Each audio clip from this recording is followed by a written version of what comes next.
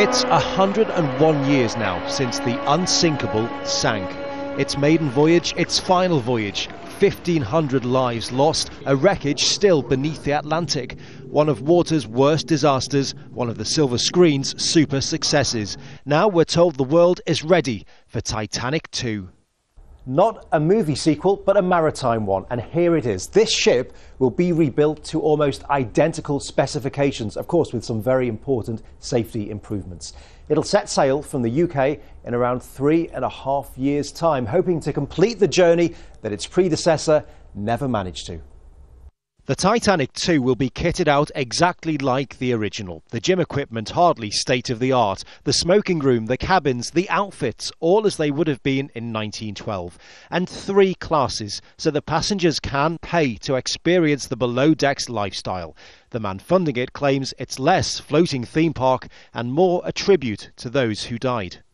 There's indeterminate values in the Titanic story. Ones of courage, of self-sacrifice. And the Titanic itself was a turning point for the world in cruise shipping. You know, we had standards which were long overdue at being imposed, and we've been safe this century primarily because of what they did at that time.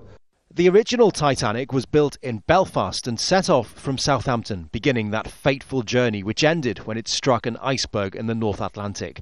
How times have changed. This Titanic will be, like many things, made in China. It'll travel across the world before it even begins that journey, leaving Southampton again, New York bound. Of course, there is a lot of work to be done to get this ship built in the next 3 years, not least convincing people that it is safe.